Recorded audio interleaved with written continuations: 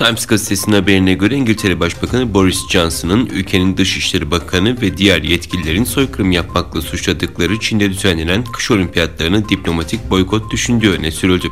Nisan ayında İngiltere parlamentosu Çin'in Uygur Türklerine yönelik baskı ve uygulamalarını soykırım olarak tanıyarak hükümeti Pekin'e karşı baskıyı arttırmaya çağırmıştı. Çin'de devletin özel teknoloji şirketlerine dönük yaptırımları devam ediyor. Son olarak dün açıklanan karara göre rekabet ihlali soruşturması kapsamında aralarında teknoloji devleri Alibaba, Tencent ve Baidu'nun da bulunduğu şirketlere toplamda 21,5 milyon yen yani yaklaşık 3,4 milyon dolarlık ceza kesildi.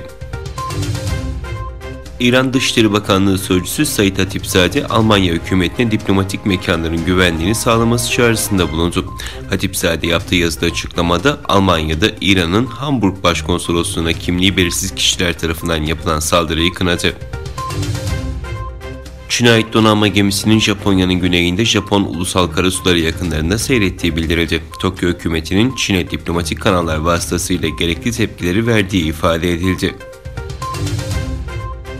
Kanada'nın British Columbia eyaleti bir haftadır sel felaketiyle mücadele ederken 2 haftalık olağanüstü hal ilan edildi. British Columbia'da akaryakıt kullanımı Aralık ayına kadar kısıtlandı. Sorunlu haller dışında seyahat yapılmaması istendi. Zararın 790 milyon doları bulacağı tahmin ediliyor. Avrupa Birliği Konseyi Azerbaycan Cumhurbaşkanı İlham Aliyev ile Ermenistan Başbakanı Nikol Paşinyan'ın Aralık ayında Brüksel'de bir araya geleceğini duyurdu. Avrupa Birliği Konseyi Başkanı Charles Michel'in Azerbaycan Cumhurbaşkanı İlham Aliyev ve Ermenistan Başbakanı Nikol Paşinyan'la bölgedeki durum ve 15 Aralık'ta düzenlenecek Doğu Ortaklığı Zirvesi hazırlıkları kapsamında telefon görüşmesi yaptığı açıklandı.